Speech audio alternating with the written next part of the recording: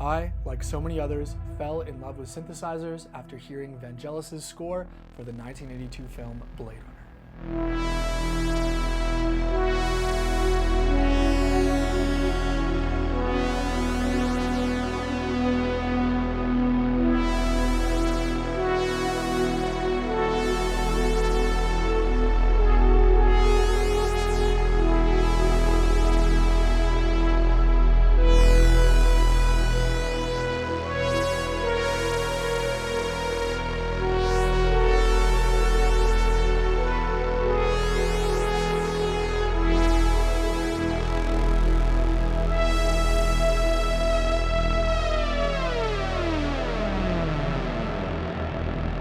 That's right, guitar players might have Stairway to Heaven, but us synth heads have that iconic main opening credits theme from Blade Runner. Vangelis' incredible work on Blade Runner, Chariots of Fire, and so many more was influential beyond belief to synthesizers, but almost as influential was the instrument that he performed these pieces of music on, the revered and legendary Yamaha CS-80. Now, the Yamaha CS-80, first released in 1977, is considered by many to be the greatest synthesizer ever created, full stop. CS-80s are so rare and expensive that I've never even seen one, let alone played one, so if you're looking for a detailed history of the CS-80 and a comparison, unfortunately I'm not going to be able to provide that for you. What I am going to provide for you today is a detailed look and walkthrough of the amazing Deckard's Dream, which is the closest thing we can have today to a modern Yamaha CS-80.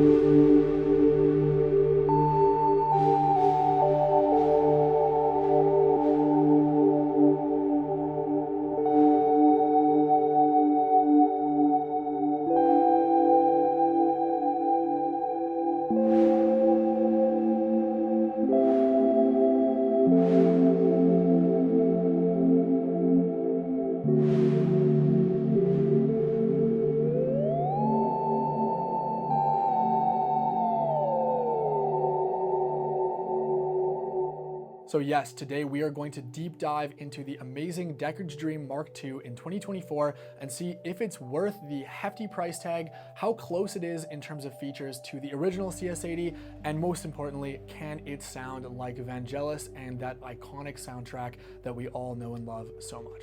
Before we begin, I wanted to say a massive thank you to YouTuber and musician Jay Hosking, who loaned me his Deckard's Dream to make a video for, so thank you so much. Make sure to go check out his channel and support him. He has some amazing jams on the Deckard's Dream, as well as a whole bunch of other instruments.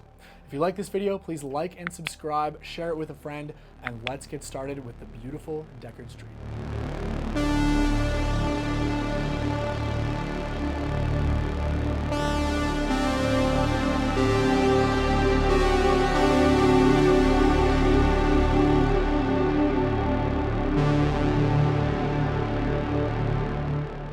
Deckard's Dream sounds beautiful, but it really does benefit from reverb, and I've heard people say the same thing about the original CS-80. I did some research, and the closest reverb I own to the Lexicon 224, which was the iconic reverb that Vangelis used, is the Mercury X, an amazing pedal from Meris that I've reviewed before. You should check that out if you like reverb. And I actually was able to talk with Angelo, the founder of Meris, who designed the algorithms, and he suggested that I use the preset you'll see on screen as it's one he designed to specifically emulate Blade Runner. How cool is that?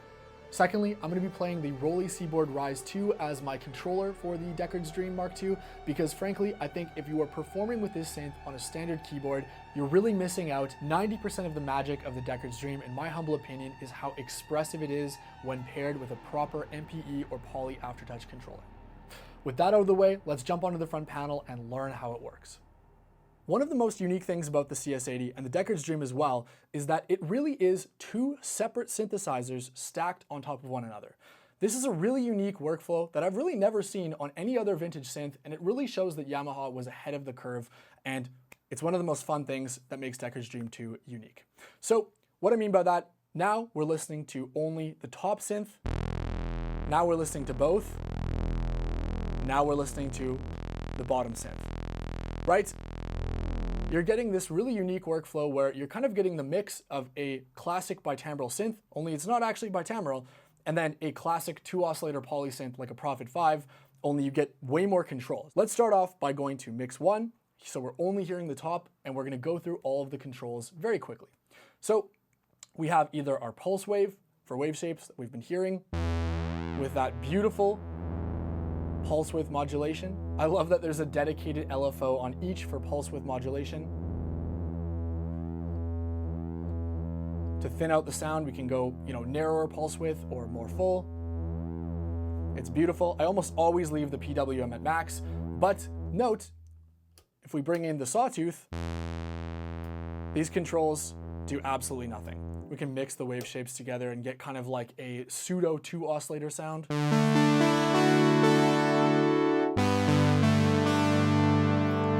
Really, really rich sound, very beautiful. But it is worth noting, there's only one oscillator per layer, technically. Like, we can't detune the saw and square together, and we have this sine wave, which we'll get to in a sec, which is beautiful, but we can't detune that either. So there's some noise, and then here's our sine wave. Next up, we have our dual filters. We have a high-pass filter with resonance, and we have a low-pass filter, again with resonance. If you're wondering why the range of that filter doesn't seem very far, it's because we have an additional filter control with resonance down here.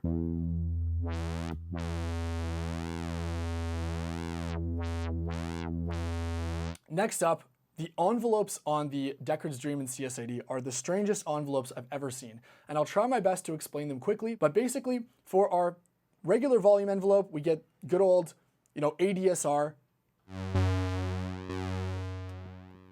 Can make plucks, or nice swells. We can have release, long held notes, right? The volume envelope is really straightforward, but for the filter envelope, it is one of the strangest things I've ever seen. Essentially, we get initial level, after level, I guess AL stands for, correct me in the comments, and then we get ADR and no S, because the S is controlled by our low pass filter. So what this means in practice, the easiest way to show you of this, if I go ahead and open up the filter here, and then I turn the initial level all the way to -5, it means that it's going to initially start at -5 below where we have our filter sustain. We then can combine that with our attack to make slow swells. So it's taking some time to go from its initial level of -5 all the way up to the maximum sustain. Then the AL knob works kind of similarly, but will impact how the sound fades away to eventually go back to whatever you set your filter level at. The easiest way to explain this is if we bring up AL, it's going to start +5 above where our knob is, and then as we bring up the decay, you'll start to hear it pluck down from that AL value all the way to the low pass, low SPF sustain value. I think this PWM gentle pluck is one of the classic CS-80 sounds. Beautiful. Okay, let's move on quickly to the most, in my opinion, important controls, which are the knobs right here. Because at the end of the day, the Deckard's Dream Mark II, just like the CS-80, is one of the most expressive synths, in my opinion, ever made. We have dedicated sliders for velocity, for initial velocity, for filter, for level. Let's turn down the sustain. It's easier to hear with that. And then, even more excitingly, we have sliders for aftertouch. So with filter,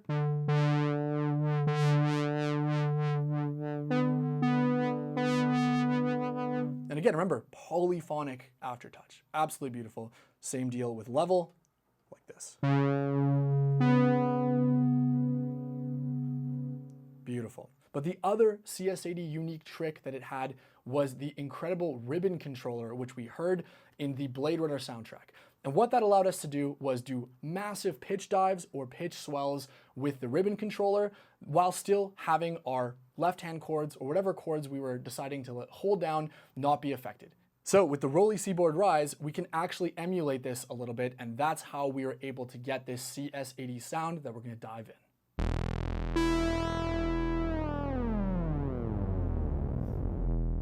Absolutely awesome. That's all of the controls for each layer. So we have a duplicate set of controls underneath. So as we bring in mix 2, we can notice if we set one really short and one really long, we get a really interesting sound where our attack and decay envelopes between the two essentially layers are going to be different. So there's some really interesting and powerful things we can do with combining two completely different layers. Right? Really cool stuff. This is a good time to mention, you'll notice it sounds a little bit out of tune. This is the most wildly detuned synth I've ever used.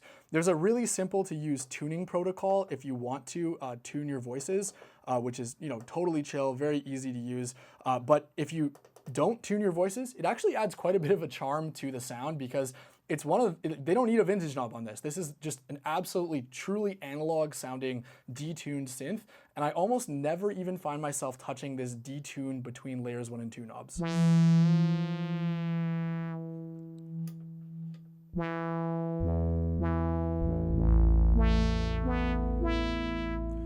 Okay, let's go through these last controls really quickly. But we have, you know, LFO to pitch, speed. So if we go ahead and make the sub oscillator be VCO pitch, now as we do aftertouch, we'll speed it up. And as we press down, we get vibrato. So in practice, we can now do stuff like this.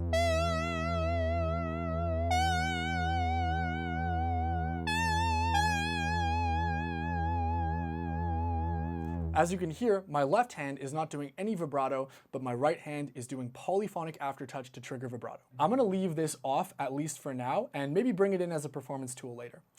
So here, final couple controls. We've got our, you know, master tune, fine tune for the whole instrument, then the detune we looked at. Then we've got our master filter. Down opens the filter, which is so strange. And then yeah, here's our aftertouch controls. I made a misstep there and said aftertouch when talking about LFO. But yeah, each of these are aftertouch specific controls to enable different functions of the LFO as we press in aftertouch.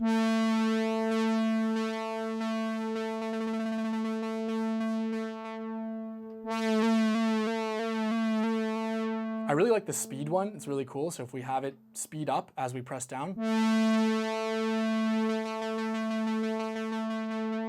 Really cool, right?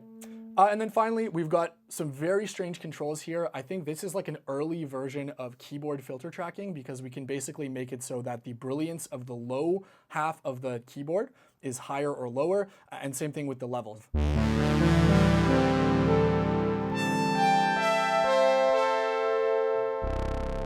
Right, it's pretty subtle, but it's interesting. It's kind of an interesting way of doing filter keyboard tracking, or you know, filter keyboard volume keyboard tracking. But it's there. So let's leave it fairly neutral here. I don't really want to mess with that. And then our final two controls, we have portamento and glissando. So portamento is that classic.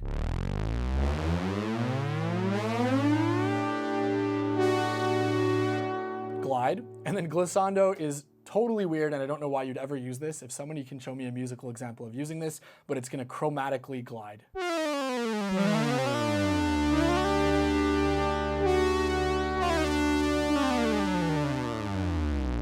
Totally weird. Anyway, let's turn it off in the middle and bring that down. And then the final thing that's really cool is this master sustain, they mean release knob, where basically we can essentially override if we have, you know, a really short sustain, or if we want to just make things ring out forever. And then that plays really interestingly with one of my favorite features, which is we actually have two voicing and voice stealing modes, where the mode 1 that we've been hearing behaves like a regular polysynth, where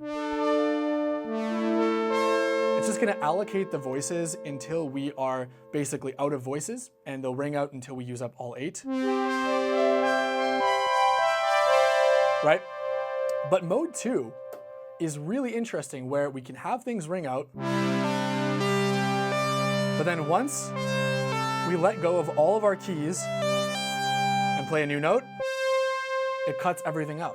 So why this is useful is that if we're playing some really big, massive chords with lots of bass, let's like do something like this. When we change chords, We get no ring out and it's totally clean.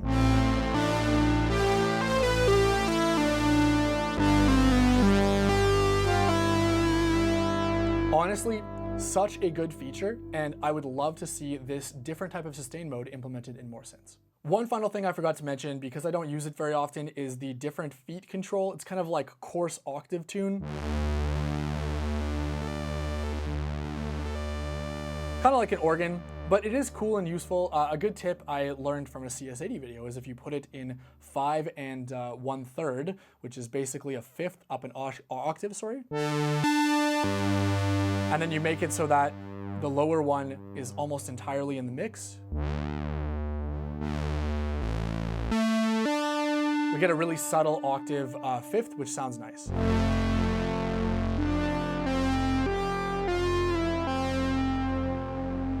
This is where I'm going to leave it for the synth controls, and before we do what I know you've been wanting us to do, which is jam on this thing and make some beautiful sounds, let's talk about what the Deckard's Dream is missing that the original Yamaha CS-80 had.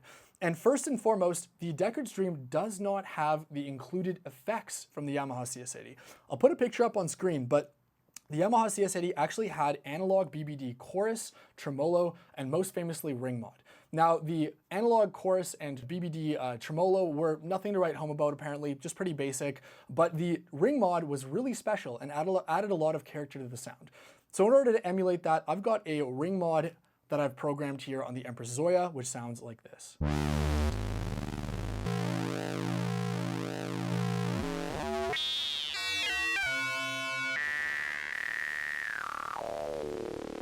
Let's bring the mix down a bit. Yeah.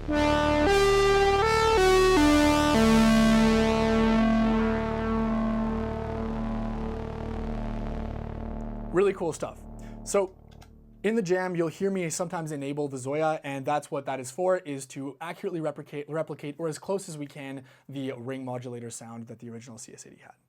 Finally, you'll notice that we've been hearing the CS-80 dry this entire time, and I don't know about you, but I actually find that the sound without reverb is not my favorite. I think it comes down to the filter,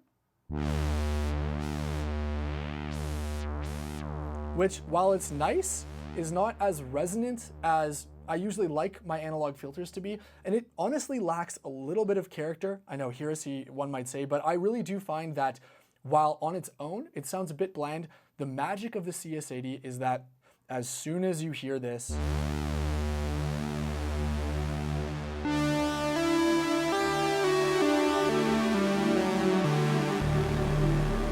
the CS-80 becomes absolutely alive. So we can get away with these giant reverb clouds. Let's add some ring mod.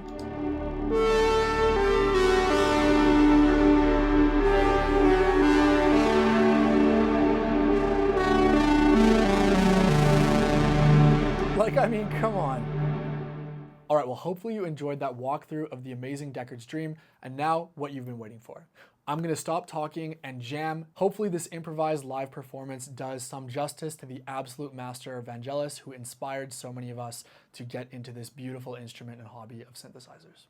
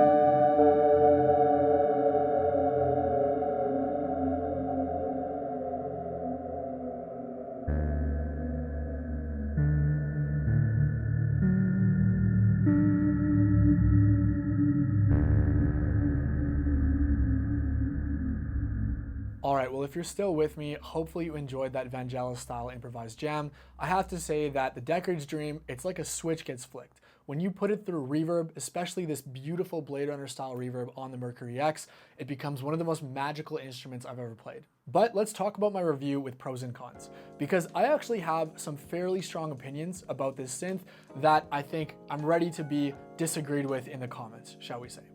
I think that the Deckard's Dream Mark II is absolutely beautiful as long as you have A, fantastic reverb, and B, an MPE controller. I was not actually that impressed by playing the Deckard's Dream just with a standard MIDI controller with the dry sound. I think that the overall character of the sound was surprisingly fairly thin and lo-fi. I've heard people say similar things about the Yamaha CS-80, but I've never played one, so I don't know. If you have played a CS-80, both with reverb and dry, please let me know if it's the same, because it's almost like a completely different instrument when you pair it with a MPE controller and reverb versus when you're just playing in notes live. To finish up this video, do I think that the Deckard's Dream Mark II is still worth it in 2024?